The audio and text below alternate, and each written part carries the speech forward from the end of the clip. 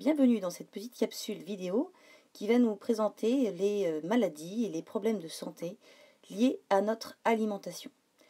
D'abord, comment savoir si je suis en surpoids ou même si je suis obèse? Cela se calcule grâce à ce qu'on appelle l'IMC, l'indice de masse corporelle. Cet indice se calcule en fonction de notre poids et de notre taille. Par exemple, si je suis une fille qui fait 1,48 m pour 50 kg à 13 ans, mon IMC correspondra à 50 kg divisé par 1,48 multiplié par 1,48. Donc mon poids ici divisé par ma taille au carré, donc un IMC de 22,8. Une fois que je connais mon IMC, je peux repérer sur le graphique la position de cet IMC. J'ai donc 14 ans, mon IMC est de 22,8, je me situe dans cette courbe d'indice pondéral. Ça veut donc dire que je suis en dessous du surpoids et en dessous de l'obésité. Qu'en est-il de l'obésité dans la population? Le graphique présenté ici vous montre la fréquence, c'est-à-dire le pourcentage d'obésité en France depuis les 20 à 30 dernières années, donc depuis les années 80. On voit clairement une tendance à l'augmentation de l'obésité, en particulier chez les enfants et les adolescents, mais on retrouve ce même problème chez les adultes, donc avec un pourcentage d'obèses dans la population qui augmente de manière très importante. Et alors que le graphique ici s'arrête dans les années 2000-2005, les dernières statistiques nous montreraient que ce graphique, si je le continue par exemple, eh bien, montrerait une évolution de plus en plus importante avec, dans les années 2010 à 2015, un pourcentage d'obésité chez les enfants et les adolescents qui atteindrait presque 25%, soit un quart des enfants et des adolescents considérés comme obèses, avec donc un IMC supérieur à 30. Ce qui est très inquiétant en termes de santé, puisqu'on le verra un peu plus loin, eh bien l'obésité, ça n'est pas qu'un problème esthétique, c'est aussi un problème de santé, puisque l'obésité provoque un certain nombre de maladies dont on parlera juste après. Alors, quelles sont les causes maintenant de l'obésité? Les principales causes sont liées à une alimentation trop riche, donc en particulier des aliments trop gras ou bien souvent trop sucrés. L'exemple typique, c'est l'avoir recours à tout ce qui est fast-food, donc tous les sandwichs que l'on peut trouver dans les fast-food, ou également tous les sandwichs grecs qui sont consommés de manière trop régulière, ou encore les pizzas, qui sont également des aliments très gras et très sucrés de manière générale. D'autre part, l'autre facteur favorisant l'obésité, c'est le manque de dépenses énergétiques.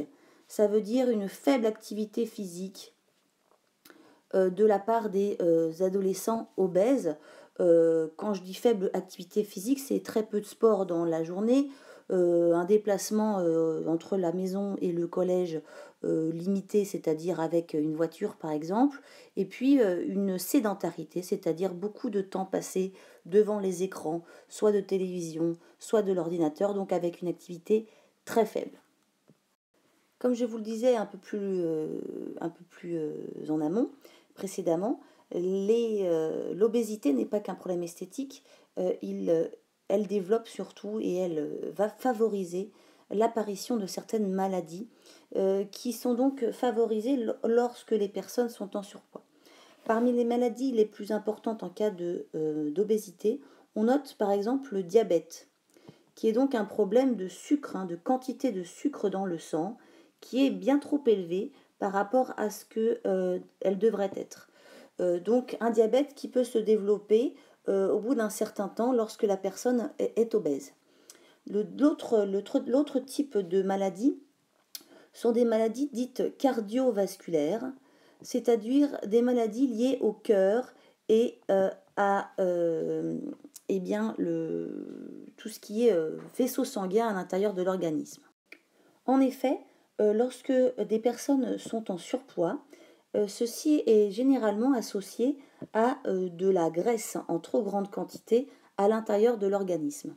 Et cette graisse, comme vous pouvez le constater sur ce petit schéma, eh bien, va s'accumuler à l'intérieur des vaisseaux sanguins et donc va fortement perturber la circulation du sang, puisque comme on le voit sur ce dernier schéma, eh bien, la graisse est tellement déposée à l'intérieur du vaisseau que le sang qui circule normalement à l'intérieur de ce vaisseau sanguin eh bien, va être très largement ralenti, tellement ralenti parfois que ce vaisseau sanguin va être complètement bouché. Ceci provoque à ce moment-là des accidents dits cardiovasculaires comme des crises cardiaques ou des attaques cérébrales en fonction de l'endroit où le vaisseau sanguin est bouché. Donc des maladies quand même relativement importantes qui peuvent entraîner aussi bien le diabète que les maladies cardiovasculaires à la mort prématurée des personnes atteintes d'obésité. Alors comment éviter le surpoids ou l'obésité? Eh bien l'atout important c'est d'équilibrer son alimentation. Équilibrer son alimentation, ça veut dire quoi? Ça veut dire que les apports d'énergie, donc par l'intermédiaire des aliments, doivent être égales et équivalents aux dépenses d'énergie pour pouvoir faire toutes les activités que l'on fait dans la journée. C'est ça, équilibrer son alimentation. C'est-à-dire que non seulement il faut apporter tous les aliments nécessaires et variés dont on connaît les descriptions, donc manger des fruits, manger des féculents, apporter un peu de tout, manger de tout, mais en quantité suffisante, pour que les dépenses soient, que les apports soient suffisants pour que on puisse faire ces activités toute la journée, mais certainement pas que les apports soient supérieurs ou inférieurs aux dépenses. Pour cela, comment faire en sorte d'avoir des apports équilibrés par rapport à ces dépenses d'énergie? Eh bien déjà, c'est bien sûr de limiter la consommation des matières grasses et des produits sucrés au cours de la journée, car ces matières grasses et ces produits sucrés apportent énormément d'énergie à l'organisme et que si on en consomme beaucoup trop dans la journée, on va forcément avoir des apports qui seront trop importants et qui vont donc dépasser les dépenses.